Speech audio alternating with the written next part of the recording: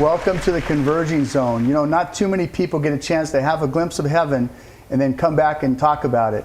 Our guest today, Dr. Mary Neal, has done just that. She's from Jackson Hole, Wyoming. She is a spinal surgeon. Welcome to the show today, Dr. Mary Neal. Mary. Thank you. What a privilege. It's great to have you here. It's great to hear your story. We've got the book, To Heaven and Back. Tell us about the story, the journey to where you went and what happened. Well, my husband and I are avid kayakers. We've kayaked for years and years. And when my children were still young but were old enough for us to leave, we decided to go to Chile, to South America, and kayak with friends of ours who are professionals. They run raft and kayak trips all summer in Idaho, and then during the winter they run trips in Chile. So we went to Chile and had a wonderful time and loved the country and loved the people and kayaked all week. And what actually would have been our last day anyway, we had decided to kayak on a section of river that is well known for its waterfalls. And I don't mean crazy waterfalls. I mean drops of 10 to 15 feet, which may still sound crazy to a non-kayaker, but for a kayaker, that's something that is not unreasonable, certainly challenging, but not unreasonable. Is that considered level 5? No, I've never been a class 5 boater. Okay. But definitely 4 plus. Yeah. And that morning, my husband actually didn't paddle with us. He woke up with terrible back pain, which he's never had before or after, but on that day he did. So he dropped us off at the put-in of the river, and then he drove off to find a nice place to read for the rest of the day, and he was planning on meeting us later at the takeout. So we put on the river. At the time, there were these friends of ours who are professionals and some other Americans. We went over a couple of just introductory drops, and then as we approached the first big drop, we pulled off to the side of the river into an eddy and sort of discussed how we were going to run it, and we had decided to run the smaller chute. And a gal sort of bobbled past me, and she went into the chute, but she was sideways, and so the boat was sort of wedged between a couple of rocks, and she pulled her space skirt out and went downriver. I was already in the main current of the river, and when you're in the main current, it's not like you can turn around and paddle upstream. So I was committed, and I wasn't able to go down this smaller chute, so I had to veer off and go over the main drop. As I went over the top of the waterfall, I could see the bottom, and there was tremendous flow, tremendous volume of water, tremendous force, and I could not see a clean exit or a clean outflow of water. And I knew I was going to have a little trouble. But I will say that my presumption was that I would hit the bottom, be flipped upside down, probably not be able to flip myself back up because of the turbulence, pull my spray skirt off, push myself out of the boat, be beaten up a little bit before I was spit out downstream. And that's an experience that is never enjoyable, but it certainly would not have been the first time I had been beaten up in a rapid. And I assumed that would happen. But when I hit the bottom of the drop, the front of the boat became pinned or stuck in the rocks and the underwater features. And I and my boat were immediately and completely submerged. And I'm a spine surgeon, as you said. I'm used to high stress situations. I'm a very calm person. I didn't panic. It wasn't the first time I'd been underwater in my boat. But I tried to rock the boat, and I tried to pull my spray skirt off. I tried to do anything I could think of that would either extricate the boat or extricate me. And it became clear very quickly that nothing I was doing was making a difference. And I'm a very pragmatic person. I knew nothing was working. I knew I was too far from shore for anyone to come and get me. And I have seen people drown in the river before. And so I knew that even if they could get to me, the likelihood of their actually being able to pull me out of the boat was pretty slim. At that point, I made a very conscious choice after first being a little disappointed in myself for getting myself in this situation. But at that point, I asked that God's will be done. It was certainly not the first time in my life that I have asked that. I think it's pretty common. I was raised in a church, and while I wouldn't have claimed to be overly religious, I would have claimed to be a Christian, and I've certainly said the Lord's Prayer plenty of times. But there was a qualitative difference. Oftentimes, I think most of us, certainly me, pray the Lord's Prayer and ask that God's will be done, but we don't really mean it. We want it to be done as long as it's in line with what we want to have happen. And I think that that was probably the first time when I asked that God's will be done, and I truly meant it, regardless of the outcome, and I gave up trying to control that outcome. And the moment I asked that, I was immediately and absolutely overcome with a very, very physical sensation of being held and comforted and reassured that everything was fine. My husband would be fine, my 4 young children would be fine, regardless of whether I lived or died. So you actually completely surrendered at that point? I did. You surrendered. It was a very active process. It wasn't a process of giving up. It was a very active choice of giving over control. We went through a little bit of a life review, and it wasn't so much of a life review in terms of looking at an event and judging it. It was actually very profound because it was looking at events in my life, not in isolation, but looking at how they not only impact the world and my environment and people 2 or 3 times removed, but really looking at how it had an impact 25, 30, 35 times removed, which was one of the profound aspects of this experience for me, because to realize that every event, every action, every decision, every human interaction has consequences, 25, 30, 35 times removed, changes the way you view every moment of every day. And I was still aware of my circumstances. So at this point, how many minutes in do you think consciously you can remember? Oh boy. It's hard to say. I don't know. There was a very different sense of time. Are you removed from time, you think, at that point of surrender? Or? Well, certainly things change, and all sense of time and dimension change. Because at that time, I was still aware of my circumstance. I could feel the water, I could feel the current, I could feel the current slowly pulling my body out of the boat. My little thought balloon off to the side, and again, I'm a very pragmatic, sort of cynical person, and I was looking at all this thinking, this is really strange. I knew that I had been underwater too long to be alive, but I felt more alive than I've ever felt. Did you feel like you couldn't breathe? Or? I never had a sense of air hunger or panic or fear, despite the fact that I grew up fearing a drowning death. And I don't know why. I'm a water person, I always have been. But when I grew up, I was always the person that said, well, I don't care how I die as long as I don't drown. I always thought it would be horrible. But the fact is that it was wonderful. I felt wonderful and alive, and I could feel my body being pulled over the front deck of the boat. And as it did that, of course, that's fine when it comes to your hips. When it comes to your knees, I could feel my knees bend back on themselves, and I could feel the bones breaking, ligaments tearing, and as an orthopedic surgeon, I thought, oh, that's probably my tibial plateau. And again, this little thought balloon off to the side kept thinking, well, I wonder if you're just not aware. I wonder if you're screaming and you have pain, but you just don't realize it. And so I would keep doing these little self-assessment exams, and no, I really didn't have pain, and I really didn't have fear. And as my body was coming out of the boat, I could feel my spirit peeling away from my body, sort of like peeling apart 2 pieces of tape. And then I finally felt my body break free from the boat, and when that happened, I could feel my spirit rise up and out of the river. And I was immediately greeted by a group of people, beings, spirits. I'm never really sure what to call them because those words mean different things to different people. Kind of human form? They did have a physical form, head, arms, legs. They were wearing these robes of sorts and were very brilliant so that the edges were not absolutely distinct.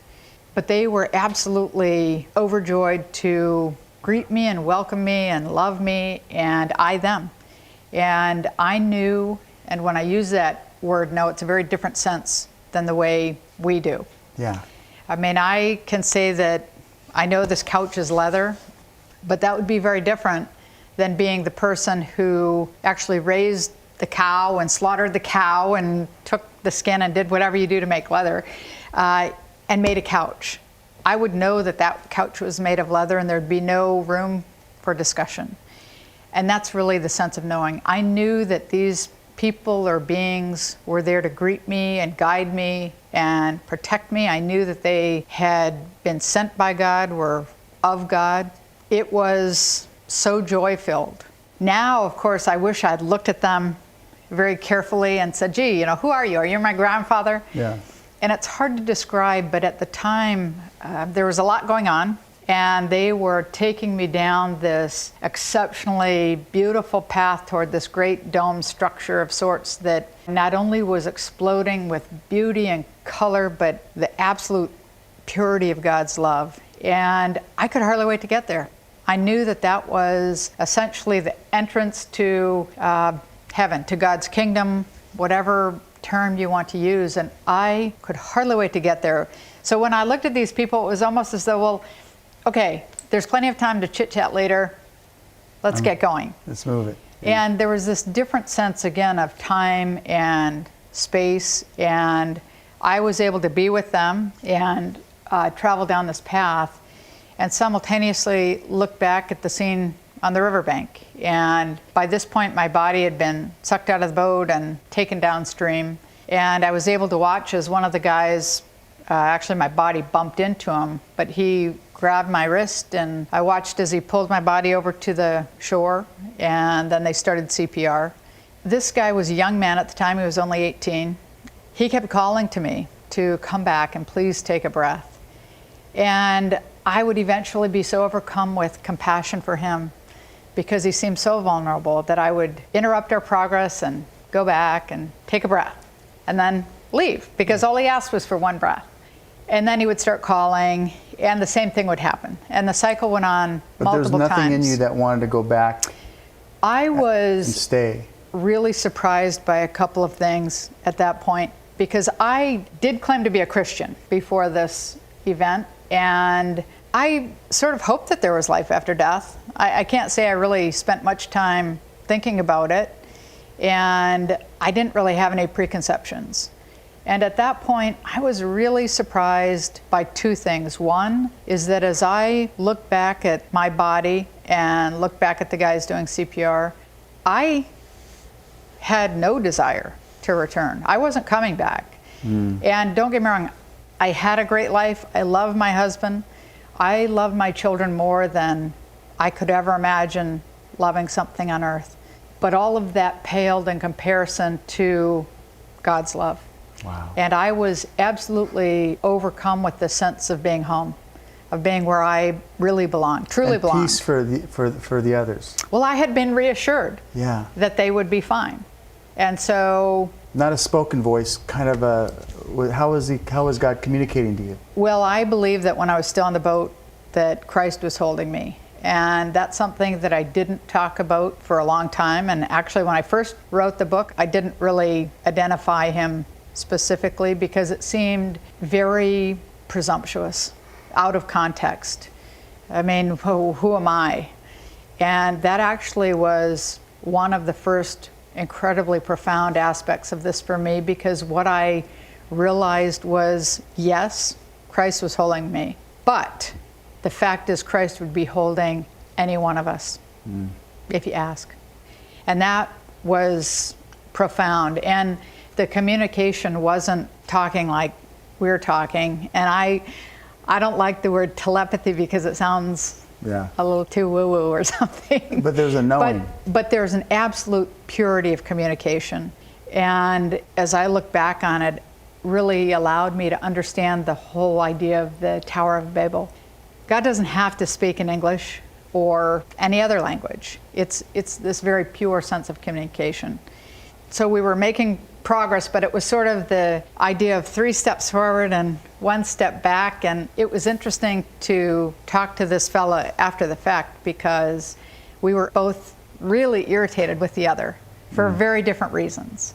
But eventually we did get down this path, and there was sort of this threshold and I could see inside, and there were many other angels, spirits. Again, I'm not quite sure what to call them, but they were all very busy, and I knew they were all busy doing God's work. I don't know what it was, but they were all very busy, and I could hardly wait to cross that threshold. I wanted to just dive across.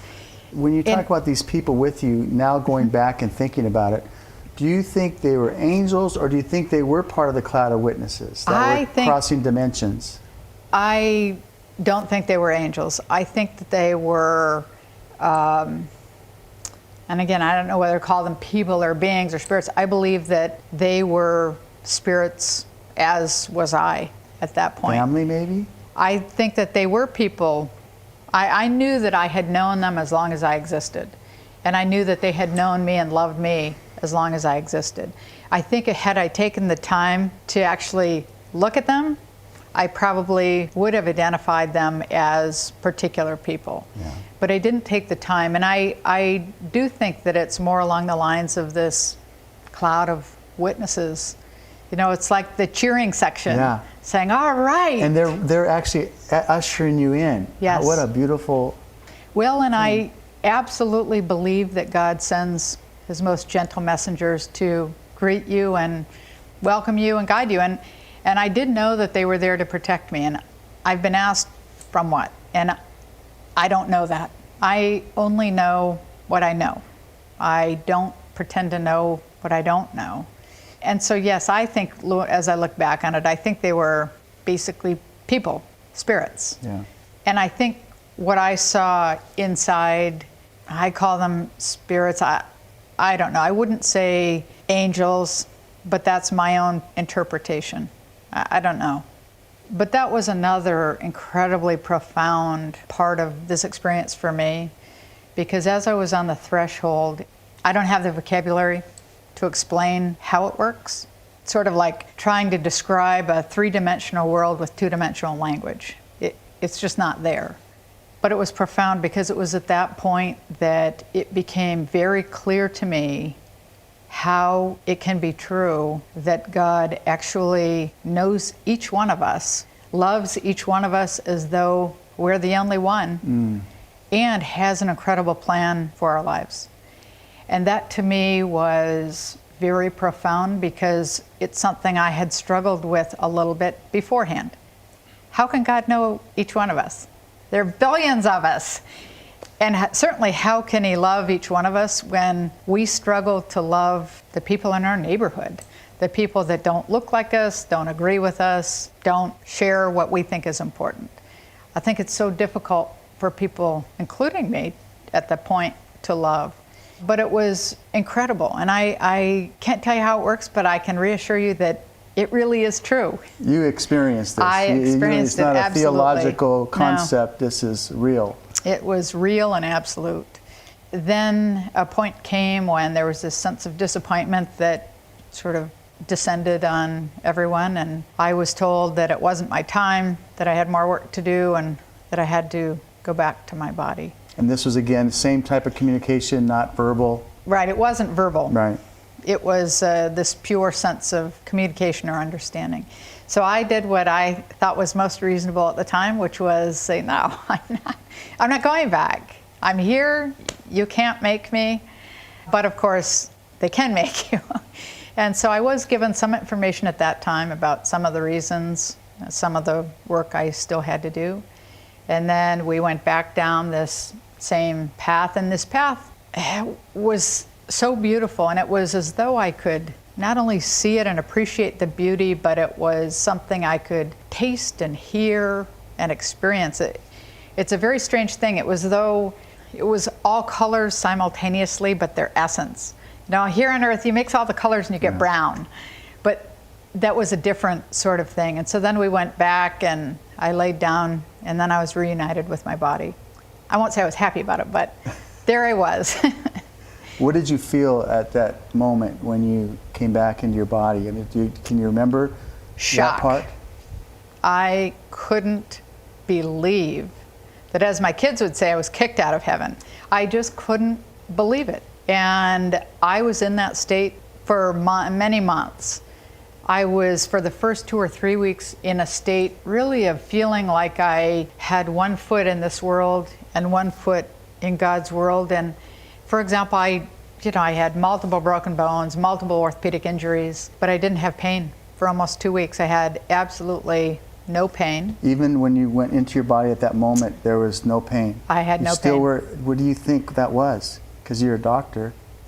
I don't really know. All I can ever really come up with is the statement that where medicine and science ends, God begins. But I don't know. I really feel like I was truly still neither here nor there.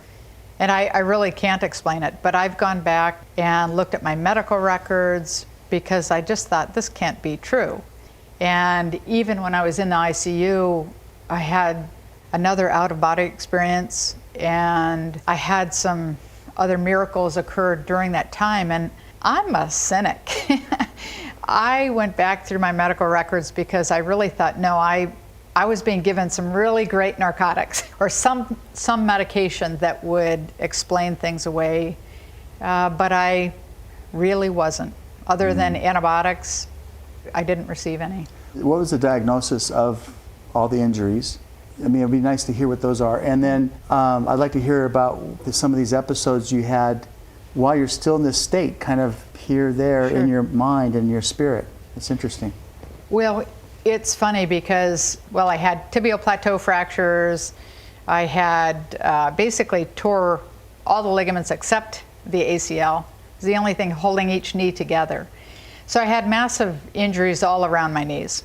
This is the part of the story that I'm never proud to talk about, and it's embarrassing to say the least because it doesn't make sense. But afterward, I decided I was going back to Wyoming for medical care because we already had our commercial flights lined up, that we were just going to fly home. We even have coverage for medical evacuation. I mean, none of that makes sense. There's no rational explanation except that there was no one in that environment who would tell us that we were crazy.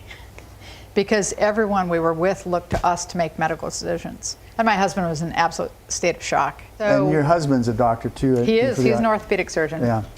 And so he made splints for my legs, and we started flying home. And it's not something I would ever encourage or recommend to anyone else. And so by the time we did get back to Wyoming, I had a horrific case of ARDS, or this acute reaction in your lungs after any sort of shock.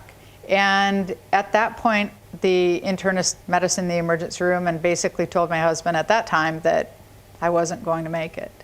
Then I was in the ICU, and again, I was in a state of not caring, really. I Peace. Didn't want to be here anyway. So how long were you actually under the water? Well, if you talk to the people who resuscitated me, they would say it was about 30 minutes. I tend to focus on about 15 minutes because it was very confusing. With a waterfall, if you're down below, you can't see the boaters on top, and if you're above, you can't see below. And when people have a problem, you almost always see a boat or you see a kayaker in the water. So when this happened to me, the boat and I were both missing. And so it took them a while to figure out that we were both missing, that we were neither up nor down. Once they realized that, then it took them a while to figure out where I might be, because I was about 6 or 8 feet under the water. And so they couldn't see the boat, they couldn't see me, they didn't really have any indication. Once they identified where they thought I was, then they started to watch, because as I said, they're used to water rescue. On the watch was 15 minutes. So I tend to focus on 15 minutes because that's very concrete. They would readily say that no, actually it was more like 30. And the importance of that for me is that it takes off the table any of the rational explanations. When I came back, I spent many months trying to really think about these experiences that I had and come up with a reasonable explanation. I'm a scientist. I did believe in God, but at the same time, there must be a reason and a reasonable explanation. And so I, of course, thought about dreams and hallucinations, but those are two explanations that really have no bearing on this conversation because the quality of the experience is totally different. The memory of the experience is totally different. Anyone who's had a near-death experience or an experience involving God would say the same thing, which is that I remember the details as accurately and precisely today as if it were happening real time. And that's true even if the event happened 50 years ago, 60 years ago. It's an imprint, right, isn't it? It's so different. I have many people in my office ask for a few more minutes to tell me their own story. And I practice in Wyoming. Some of these are kind of old-time ranchers. They are not touchy-feely kind of people. And they'll go on to tell me their story, and it's always the same, which is that I remember this as though it's happening right now. And so dreams and hallucinations really weren't a reasonable explanation. So then I thought, well, okay, it's probably just the abnormal firing of the brain and basically the chemical death after being without oxygen. And that's why the time is important, because the human brain hangs on to oxygen for about 6 minutes. And so if you sort of think about, okay, 6 minutes and then 2 or 3 minutes of dying and firing and chemical release, well, that brings us up maybe to 9 minutes. So, okay, give it a couple of more minutes. That still doesn't add up to the time I was without oxygen. Yeah. And so at some point, you have to say, well, no, those really don't explain it. This is beyond what science can document. It really was God. It was. Was Christ. Absolutely. And the thing that's been interesting to me to think about over time, because this is now 12 years, 13 years, and I think the question really should be reversed. Because the question really shouldn't be why believe my story, why believe someone else's story. It's really the opposite, because there are hundreds of thousands of accounts of near-death experiences that share similarities. They occur over cultures and faiths and ages, and they're all so similar. They all have similar components. Most of them talk about beauty, albeit differently. I like the mountains, maybe you like the desert. We see beauty differently, but we can still experience beauty. I personally have never met a single person who actually wanted to come back. I've met a couple of people who made a decision, were given a choice, and they made a choice to come back for particular reasons, but even they didn't really want to. Wow. But so many questions that I have come up, about your experience that I think the audience would find fascinating. One of the questions that came up initially was, we talked about the 15 minutes that was recorded, but most likely 30 minutes that you were gone, checked out with the heavenly presence, with the presence of God. Talk about this resuscitation. We talked earlier about these experts that you've talked in the field about resuscitation efforts that normally don't succeed. Talk about that. Well, it was interesting because I thought, well, you do CPR and that works and there it is. And I will say that even as a physician, I've thought that CPR is pretty effective in the field. And what I've come to realize is that it really isn't. Last summer, we were doing some filming in Idaho. The producer was interviewing the guys who resuscitated me. The dad of the group has been doing this for 30 years.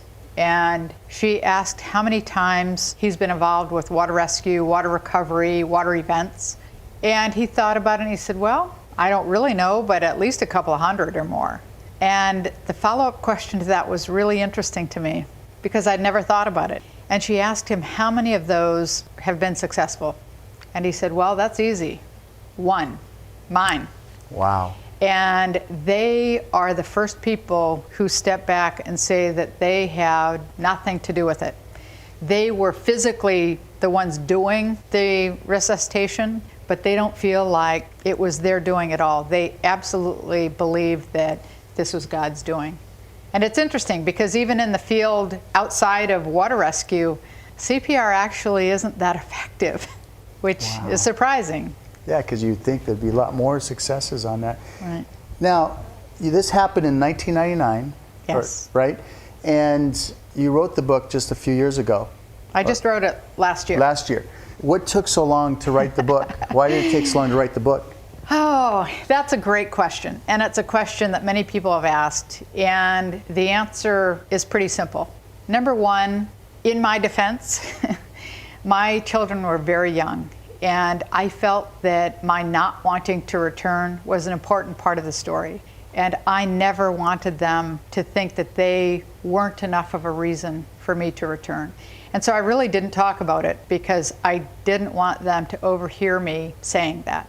So I do think that's a legitimate reason. Yeah. But the real reason is that I really didn't want to do it. I'm a spine surgeon, mother, wife. I am active in terms of sports. I didn't have the time. I didn't have the desire to write. And indeed, writing is something I knew was expected of me. And it certainly is a very efficient way to share my experience with other people, which I knew was one of the prime mandates for my return. But my world and the publishing world had absolutely no overlap. And I really just didn't want to do it. And so I came up with all sorts of great excuses and rationalizations why I didn't need to do it and didn't want to do it. And one day in 2009, it was as though God picked up my bed and threw me out and said, now is the time you are going to do this. And I will say that from that point to this, it has been an incredible journey of obedience. And I got up and I wrote. And I would get up at 4 in the morning and I would write for several hours until it was time to get the kids up and do the whole morning routine. And I was absolutely compelled. And I just sort of poured it out and wrote the whole thing in about a week. At that point said, okay, good, I'm done. Then I sort of came back to it and said, no, it was this sense of, no, you're not done. Finish it, like truly finish the job. And I did. And I finished what I felt was the final manuscript several hours before my oldest son was killed. His death was something that I had been told about, not precisely when it was going to happen or how it was going to happen, or even that it was absolutely going to happen, because although God does have a plan for our lives, and I believe that we come here with an outline of that plan, there are branch points. Plans change, and God can change things as he wants. Yeah. And certainly I had hoped that the plan for my son had changed. And people have asked many times, well, how could you possibly go through your life knowing that you're going to lose your son? My response is pretty straightforward. Number one, of course, I hope the plan would change. But secondly, I had an absolute trust that the promises of God were true. You were prepared for it. I was absolutely prepared, not only because I had been told about it, but really the importance was having made this transformation from faith that the promises are true to an absolute and complete trust that God's promises are true. Some of those promises involve the fact that there is a plan for each one of our lives, and that is a plan that is one of hope and has a future. And I knew without doubt, without any questioning, that if indeed the plan was for my son's death, that there would be great beauty in his death. Remember, I had already seen in my own life how an event had this unseen ripple effect 35 times removed. And I knew the same would be true with my son's life and his death if it occurred. And it's interesting, I was reading the book that even your son had a knowing that his life would not go into the 30s, 40s, 50s, or 60s. He did. He actually told me when he was very young, 4 or 5, that he wasn't going to live to be 18.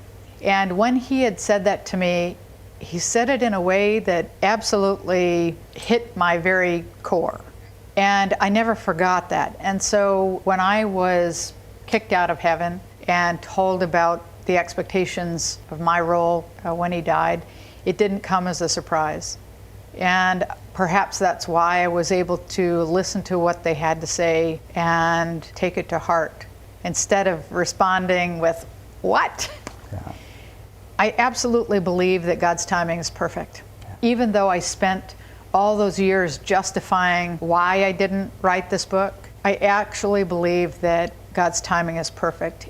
By finishing the manuscript just before his death, I was able to really fulfill those expectations of me at that time. And I'm not sure that would have been true earlier. I had been very protective of how much I allowed myself to really think about and experience my memories, because it's very alluring. You know, it's very alluring to think about heaven and the future. But the fact is, we all have work to do right here, right now. Yep. And we need to be about that business. You know, we can't be spinning our wheels and, off in La La Land. That's good. And so I actually think that it was great, because when I wrote the manuscript, I allowed myself to not only remember everything in detail, but fully re-experience that part of my life. And it allowed me to really respond appropriately at the death of my son and really help other people see God in it and see the beauty. Well, I see the timing of the book as perfect, such as you, because you talked about ripple effects. And a lot of the ripple effects, if you would have wrote it earlier, wouldn't have been able to be told. Right. Because you were able to bring in what's going on Right. up until today because of what happened. Yes. So I think that's another reason why the timing was perfect. That's great. So tell us some about those ripple effects. Talk about some of the ripple effects of what happened and how that extended into your family and to your friends that experienced this with you and others. I can talk about that, but I would tell you, I think the most profound effect are ones that I'll never know. When I think back on my life, and I'm sure the same is true of yours, you can recall events or people who said things to you that had an impact that was way out of proportion to what it should have had. And I feel like that's actually the biggest thing. And I've had the privilege of having feedback from many people who have said, gee, I heard your story, or now I've read your book, or I knew your son, and let me tell you how it changed my life. And that is an incredible privilege. And that's why I don't feel at all bad promoting this book, because I really don't feel like it's my story. Yeah. I feel like I'm the one living it, but I really feel like it's God's story, and God is using it to inspire people to find God in their own lives. And that's really my goal in all of this, because I believe that you can't have faith by association. You know, people have faith because they grew up in a family that had faith, or they have friends who go to church, or they go to church and they're around people who say they have faith. But so many people have what I call sort of faith by association. It's not deeply rooted, and it's not part of their daily life and part of what they truly are. And what I hope is that by reading this book or by hearing my story, people are inspired to say, I'm going to look at my own life. Yeah. Let me look at my life and see the ways that God has loved me, guided me, protected me. And I believe anyone who looks will find God working in their life. But I think it's only when you see God actually working in your own life, not someone else's, that you make this incredible transformation from faith to trust. And I think when you make that transformation, then it changes everything. It's a game changer. It's a game changer, because you have to get to this point where you don't need any more proof. You know, we all want a little more proof and a little more proof and a little more proof. But the fact is, at some point, you have to look at everything and say, I'm good, I commit. Part of that is accepting that, you know what, not only is there life after death, but all the promises are true. Then it changes the way you experience every moment of every day, because everything really matters. Everything really is part of God's plan, not only for your life, but God's plan for the world. You know, what's interesting is you were that person that you were talking about that you're trying to reach before you experienced this. You were one of those people that said, yeah, I have a little bit of experience, that I believe, but it was like not really a participation. Right, I would agree. I took my kids to church.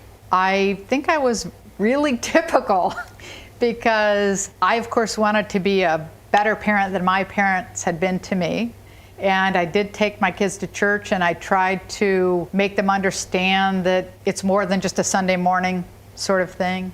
But despite making these repeated commitments to say, okay, no, I'm going to start really integrating it into our family life. You know, you get to the end of the day, and after you've taken care of all the details of daily life, you're tired and you've failed again. Yeah. And I think that is really, really common. Or you think about your spirituality as this part of what you are, instead of it really is what you are and everything else comes out of it. Integration of all of life. Right, a total integration, even prayer.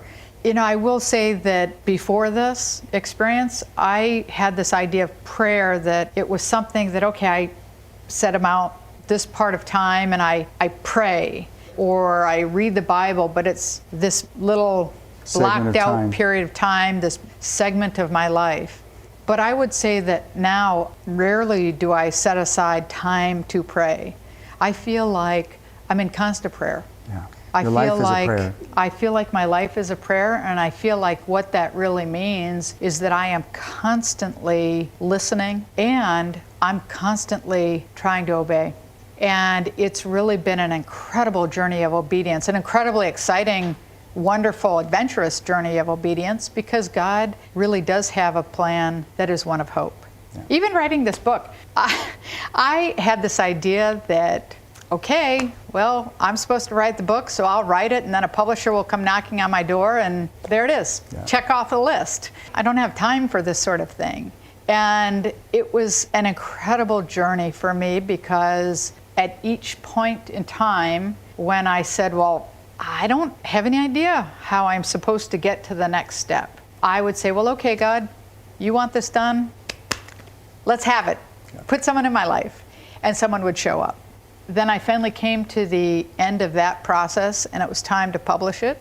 And I said, well, okay, I'm waiting for the publisher to call, not knowing that that doesn't happen. And so I was very frustrated one day, and I said, well, this is ridiculous. You know, if you want this published, you need to do something about it. Got in my car, turned on the radio, and it came on really loudly to this Christian music station. And it came on to the refrain of a song that said, I refuse to wait for someone else to do what God has asked me to do myself. Mm. And the beauty in that for me was, in this journey of obedience, my response was not to turn the station. My response was, oh, really? And I followed through with it. Yeah. And we're thankful you did, because it's a wonderful book and it will bring hope to those who read it. You know, your children, you know, you told them the story, I think, as they grew, and they heard some of the story. How has that formed who they are today, maybe in your relationship with Bill and, and all that? How's that unfolded? I actually didn't tell them most of it, because, as I said, I think that not wanting to come back was an important part of it. But it certainly influenced the way I parented.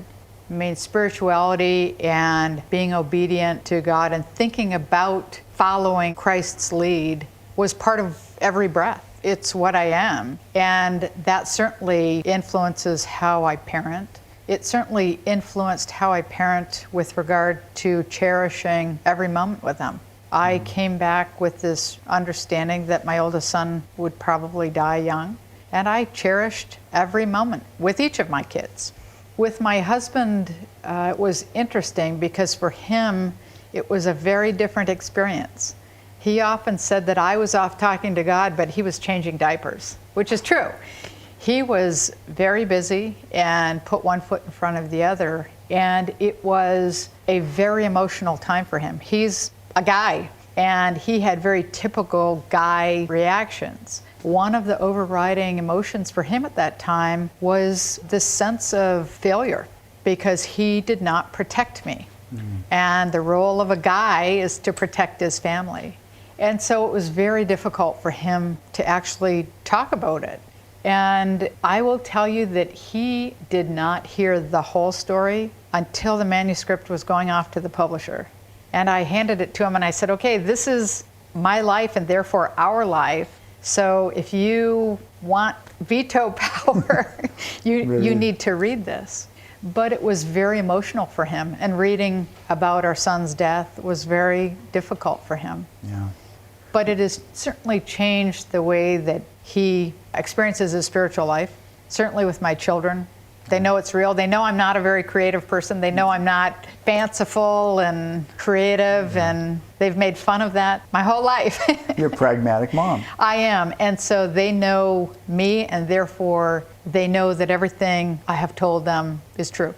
What can you say to the audience that's out there? There's a lot of people out there, not just in this country, other countries, that are going through tough times. They're going through challenges. What can you speak to them about your experience and how they can maybe experience that without having to go through Right. what you went through? We all face challenges.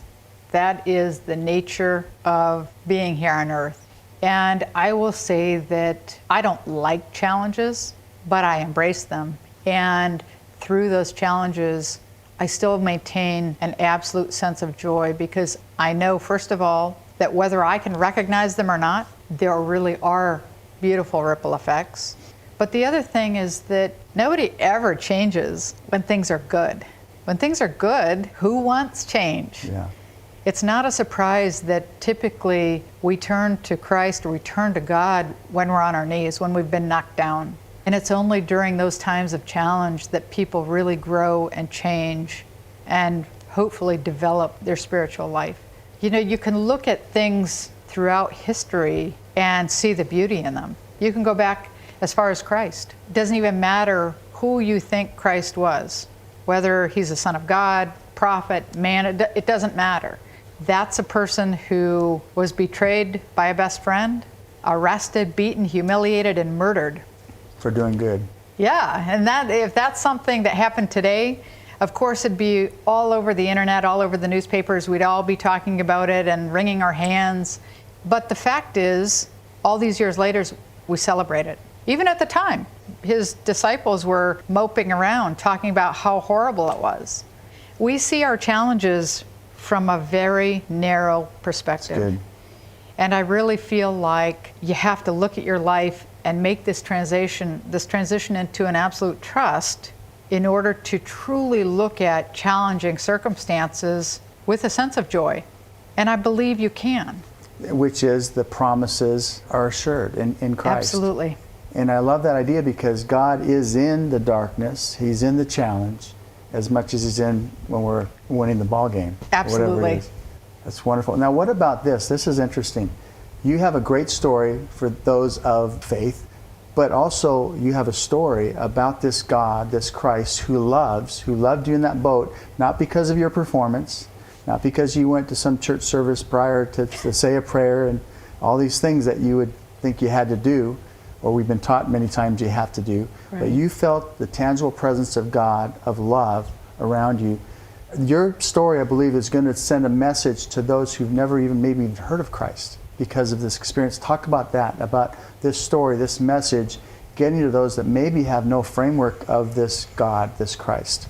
The fact is, whether people like it or not, God loves each of us on this planet as much as he loves me. And I may not like it. There are people I don't care for. Now, I will say that that's changed quite a bit since this experience. I truly try to see people the way God sees them.